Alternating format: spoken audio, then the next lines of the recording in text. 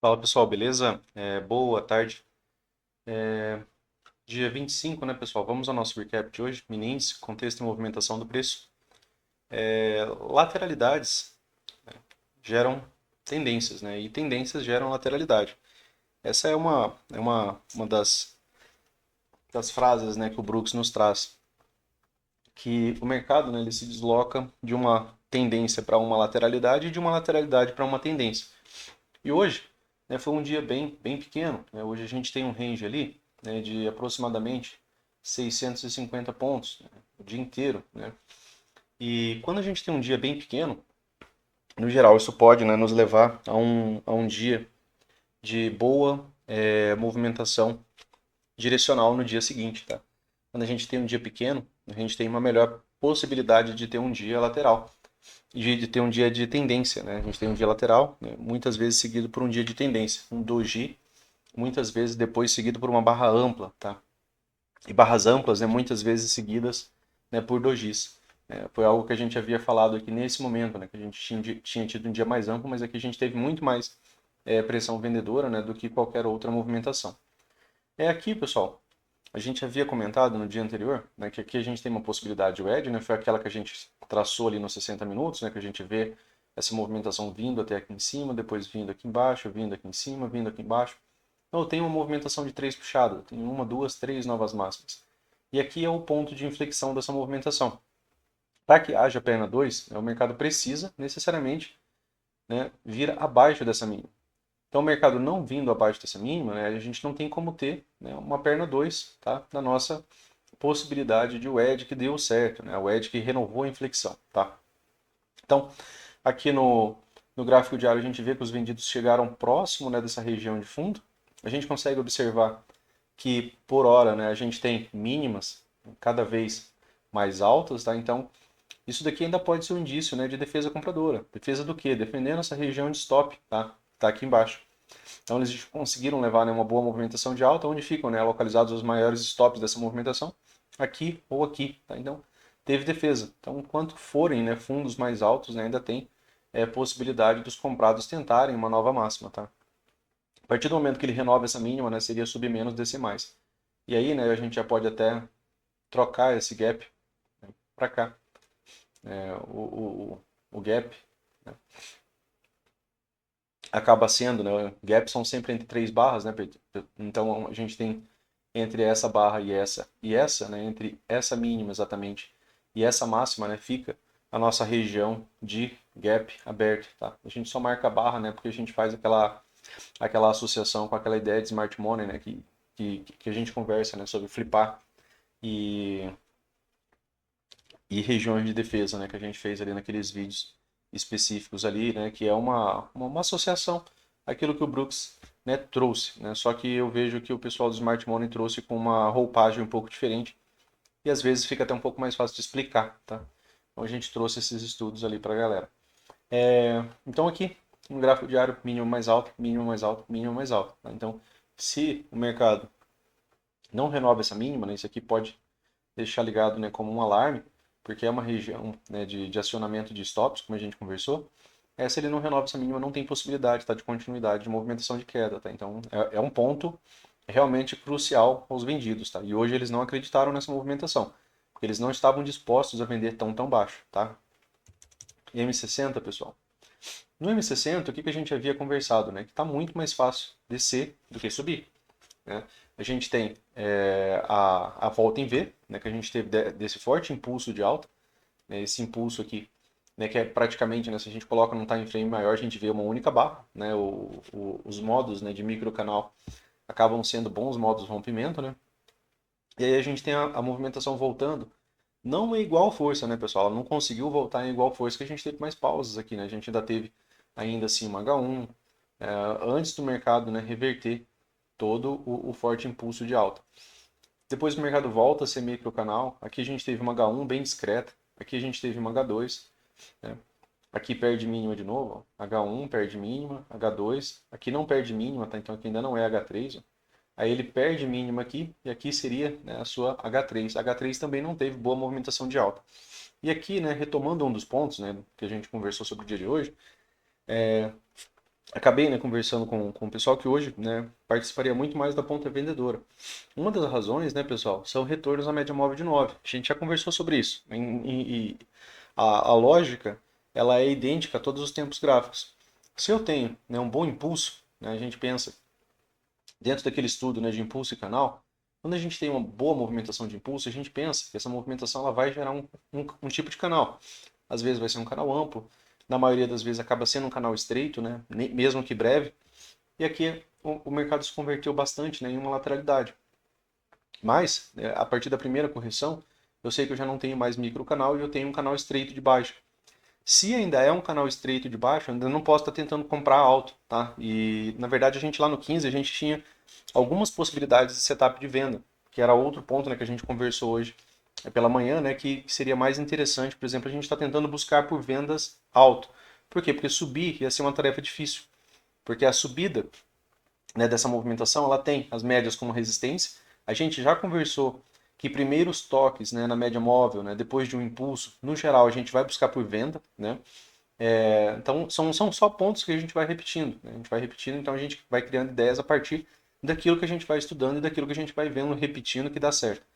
E aí, aqui nos primeiros testes da 9, né, acabaram encontrando vendedores. Então, hoje, né, se a gente analisar a pressão, né, que é algo que a gente sempre está observando, a gente não conseguiu nenhum fechamento acima da média móvel de 9. Então, a gente ainda consegue presumir que os vendidos ainda estão mais fortes que os comprados. A gente não está vendo pressão compradora aqui. A gente pode também analisar, né, quantos fechamentos a gente tem aqui, por exemplo, abaixo da média móvel de 20. Então, eu tenho aqui 21 fechamentos, né, completos, sem que o preço toque a média móvel de 20. E hoje, né, se repete a mesma ideia. Antes não, né, porque aqui ainda não eram 20 fechamentos. Mas hoje, né, que eu tenho 21 fechamentos abaixo da média móvel de 20, eu tenho a mesma ideia que a gente conversou hoje sobre o 15 minutos. Era a super tendência. Então, se o mercado volta a 20, né, e não é um micro canal de alta, não é um ciclo extremo, por exemplo, para ele tentar ter uma briga, né, com a ideia do setup. Retorno à média móvel de 20 vai ser um M2S. Gap de média, setup de venda. Né, para quê? Para iniciar uma possibilidade de lateralidade, né, e quem sabe, né, ter reversão se os comprados, né, começarem a ter um pouco mais de força do que os vendidos. Então aqui no M60 a gente ainda vê muito mais pressão vendedora. Apesar da lateralidade, né, a gente está vendo o preço com as médias abertas, alinhadas, direcionais, né, então acaba sendo mais fácil, né, para o mercado ainda vir fazer esse teste. Tá? Apesar dele não ter conseguido no dia de hoje, acaba ficando mais fácil ainda para os vendidos, né, conseguirem levar essa movimentação. Por quê? Porque eles precisam reverter isso daqui. Né? E a reversão, ela gasta muito mais energia. Então você vai precisar, você pode ter aqui um bom M2S, a depender do número de barras, né? A gente pode trazer aquela correlação do 2HM. Tá? Quanto mais barras o mercado fica sem tocar 20, né, mais forte tende a ser esse primeiro teste, né, na média móvel de 20. Exceto, né, se essa movimentação vier, né, de um ciclo extremo. Tá? Então, aqui no M60, mais fácil ainda a continuidade, né, pessoal, da movimentação, tá? Então, lembrar, né, que aquilo que tivemos hoje, por exemplo, no 15 minutos, né, o que a gente conversou no 15 minutos, né, hoje pela manhã, é que aqui ó, você tinha super tendência, uma situação similar, né? Lógico que aqui você tem mais barras, olha quantas barras você tem aqui, mais de 50 barras sem nenhum teste da 20. E aí o primeiro teste, né, da M20, aqui ele acaba tentando romper aquela lateralidade, né, que a gente deixou marcado, que era essa lateralidade aqui, né, e rompimento, né, a gente precisa, né, daquela ideia de continuidade. Como acaba sendo muitas barras, né, pessoal, a gente acaba tentando ver isso daqui em tempo gráfico maior, tá? Sempre que você tiver, por exemplo, mais que 40 barras, por exemplo, de uma região a outra, né, é melhor você subir o time frame para o 15. Opa, tem mais de 40 barras no 15, 60, tá? Para quê? Para que você não fique excessivamente ansioso, por exemplo, para tentar um rompimento nos 5 minutos, só que ele é de um tempo gráfico maior. Então aqui era a lateralidade do dia anterior, né, que era um dos pontos que a gente tinha falado, que dentro do range, né, a gente tinha lateralidade. Se o mercado confirmasse o rompimento, projeção de alvo. O problema é que já, né, na barra 1, ele acabou fazendo toda essa projeção de alvo aqui, né, pessoal?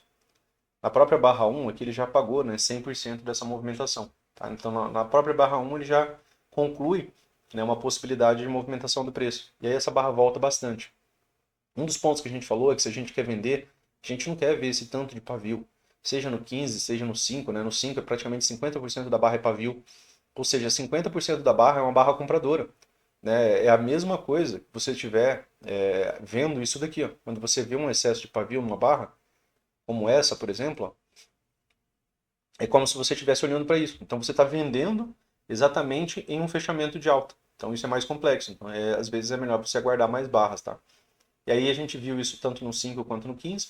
Aqui, pessoal, no M15, né, os primeiros retornos a 20 acaba sendo a possibilidade de 2HM e M2S, tá? E aí o mercado apresenta lateralidade. A gente apontou isso daqui, né, que o 61.8 muitas vezes segura o dia. 61.8 de novo, né, pessoal, trabalhando ali, né, com um ponto de referência, tá com pausa de uma movimentação que poderia ter tido continuidade. Aqui iniciou uma possibilidade de gap de média, médias, né, ficando mais flats, barras sobrepostas, big up, big down, né? A gente conversou sobre lateralidade, né, que não dava para, por exemplo, pensar em comprar alto de maneira alguma. Primeiro porque a gente tinha o M2S, segundo porque a gente tinha a possibilidade de gap de média, tá? Então, foi de trade hoje, né, pessoal? Acabei fazendo uma venda aqui, mas foi pelo 1 minuto, tá? E outra venda, né, aqui, né, na possibilidade do gap de média. Acabaram não andando, né, pessoal, esses trades. Esse trade foi encerrado aqui na região de 50%, tá? E esse outro foi encerrado aqui na região de 61.8. Foram scalps bem pequenos, né, como a gente conversou hoje, o dia, né, tem uma métrica, né, bem pequena. Tá? Eu tenho 660 pontos aqui de movimentação do preço.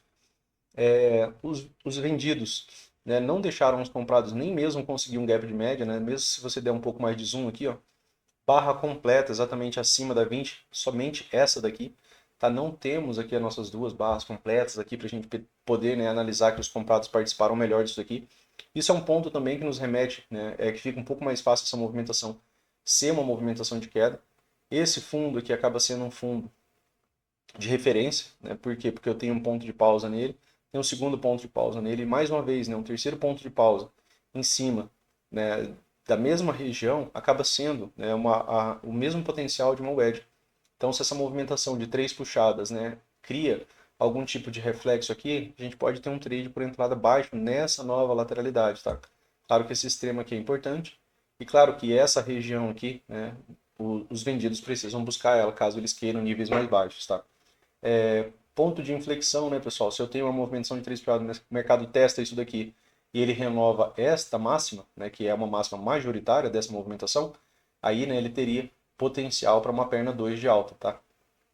Sem qualquer falha antes disso daqui, né, aí fica impossível, né, a gente pensar, por exemplo, numa continuidade. Por quê? Porque não há troca de estrutura. Você vai continuar, né, com topos cada vez mais baixos, e topos mais baixos levam, né, às novas mínimas, tá? M5, né, pessoal? O dia bem bagunçado hoje.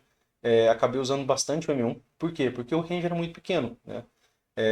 Hoje de manhã, né, praticamente a maioria dos prints que eu mandei pro pessoal estavam no M1. Por quê? Porque o range era muito pequeno, né?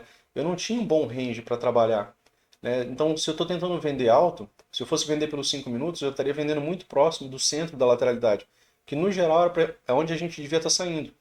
A minha primeira venda, né, até esperava uma movimentação um pouco melhor, porque bem aqui tinha um gap aberto no 1 minuto, e a minha parcial estava nele.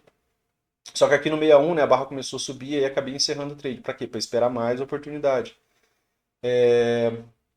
Nova oportunidade, né, veio daquela possibilidade de gap de média que era aqui, né, e testou uma nova máxima, tá? E aí gerou uma nova possibilidade. Nesse trade aqui eu acabei saindo no 50%, né? Conversei com o pessoal. Essa é a premissa de lateralidade. Então, se eu vendo alto, eu tenho que vender para sair na região de 50%. E aí, né, o mercado acabou, né, gerando um dos desenhos, né, que a gente fez, que era ele vir fechar esse gap, tá? Quando ele fecha esse gap, pessoal, ele deixa aqui uma possibilidade inicial de uma estrutura de venda. Todo topo duplo, né, todo topo duplo, principalmente quando você está pensando num retorno de movimentação, você tem que começar a ver topo duplo como uma possibilidade de falha. E aí, quando esse topo duplo falha, né, e o seu fundo, né, acaba sendo renovado, aqui ele ainda deixa uma estrutura que é um pouco mais favorável a você pensar nisso. Porque ele deixa o topo duplo mais alto, logo na sequência ele volta e deixa um topo mais baixo. Falha máxima, renova mínima. Aqui ele renovou, né, agora a mínima do fundo duplo, do topo duplo. E aí quando, né, você tem essa movimentação, né, vindo abaixo da região do seu fundo duplo, né, fica mais interessante aí para você estar pensando em vendas. Aqui, pessoal, a gente também tinha uma premissa, né, que a gente tinha colocado. A gente tinha uma, tinha duas, tinha três puxadas. O ponto de inflexão, né, pessoal, dessa movimentação estava bem aqui, ó, tá? Se eu puxar aqui, ó, é essa subida, uma descida, essa subida, uma descida, essa subida, né? Uma descida, essa subida. Então eu tinha essa região aqui como ponto de inflexão. O mercado veio, né, violar essa região. Então quando ele viola essa região, eu fico com a premissa de perna 2. Então vender alto, pensando, né, pelo menos numa nova mínima, né, seria interessante. E aí bem devagar, né, pessoal? E a pontuação bem fraca, né, do dia acabou vindo, né, para essa nova mínima aqui. Aí ele flipa ainda essa região. Aqui eu tenho um topo mais baixo. Então, se eu tenho um topo mais baixo, né, eu ainda posso ter de novo aqui mais uma nova mínima. Por quê? Porque o gap, né, que estava aberto aqui, ó, ele acabou sendo flipado. E se a gente pensa, né, nessa possibilidade de flip, e que o último topo foi um topo mais baixo, e que a última mínima é uma mínima mais baixa, então a nossa última estrutura do dia, apesar da lateralidade, né, é uma estrutura de baixa. Então, enquanto o mercado não nos apresentar uma estrutura diferente, né, a gente vai ter que ter a devida cautela com essa movimentação aqui, beleza? Então, aqui ainda nos parece, né, a possibilidade de uma estrutura de baixa, tá? Então, para ter algo, né, vai precisar romper esse fundo triplo aqui, essa região aqui, beleza? Para poder ter algum tipo de projeção. Aí você pode projetar este pivô, né, ou mesmo, né, este pivô mais amplo. Isso pensando em movimentação de queda, né, pessoal? Como é uma lateralidade, essa lateralidade durou, né, muito mais que 20 barras, as possibilidades, né, elas vão para aquela ideia de 50-50. Eu tenho uma lateralidade, eu tenho a 200 aqui. Se o mercado abre com gap de alta e a barra 1 fecha, por exemplo, acima dessas máximas, algo como isso daqui, ó, por exemplo, eu tenho um gap de alta e a barra 1 fecha assim, a gente fica com a possibilidade de continuidade, tá? E aí a projeção, né, ao invés de ser para movimentação de baixa, talvez, né, se torne até um dia de tendência de alta, porque isso aqui seria um Fab 4 de abertura, tá? Então seria uma possibilidade, né, do mercado vir para uma movimentação de alta aqui nos 5 minutos. Aqui somente nos 5 minutos, tá? Nos outros tempos gráficos isso aqui ainda se torna um pouco mais difícil. Mas não deixa de ser uma possibilidade, porque eu tenho uma consolidação, eu tenho uma consolidação de um dia, né, não é uma consolidação pequena, é uma consolidação ampla, e a projeção, né, dessa consolidação, né, se eu projetar a, a barra 1, né, que seja, né, como dentro daquela ideia, né, que a gente já conversou sobre lateralidade da primeira hora, né, então a gente tem aqui essa barra aqui que ainda não deu alvo nenhum, a gente ainda teria sim essa possibilidade de projeção. E se a gente for trabalhar, né, toda essa movimentação como lateralidade, né, os alvos ficam maiores. Tá? Então poderia ter ainda assim um dia de movimentação desde abertura. Tá? Então cautela com onde abrir, tá? Essa movimentação. E dentro do range, né, pessoal? Cautela. Seja esse range maior, né, que é essa lateralidade mais ampla que ficou aqui agora pra gente, né? Aqui a gente tem o flip, então pode ter uma nova mínima. Lá nos 60 minutos está mais fácil descer. Tá? Então, aqui a gente fala dessa possibilidade, né, mas a gente tem que refletir, né, sobre aquilo que os tempos gráficos maiores também nos trazem. Tá? Pode, mas é bem mais difícil. Por quê? Porque se ele abre com gap de alta, né, digamos que ele abre aqui, ó, um gap aqui, essa movimentação, por exemplo, né, consiga abrir com gap de alta bem aqui. Ó. Vamos ver onde que essa movimentação está aqui nos 60 minutos. Né? Tá bem na MM20. Tá? Então, teria que ser, né, uma movimentação bem extrema para ele reverter toda essa relação preço-média aqui, né, e nos levar, por exemplo, a um excelente movimento de alta. Tá? Então, por enquanto aqui, é mais fácil vir a novas mínimas do que vir a novas máximas. Tá? Então, a gente deixa a possibilidade por conta do gap da 200 tá ali e por ter a lateralidade. E porque, né, esse é a ideia do cenário do Fab 4. É uma consolidação e com a 200 próximo, mas essa 200 próximo ela também pode refletir, né, numa movimentação de queda, tá? Então, ambas as ideias. Só que esse Fab 4 aqui seria o ideal. O ideal daquilo que o Oliver fala, né, que é quando você tem o gap de abertura ficando com a 200 como proteção, né? Ela se torna ali um suporte.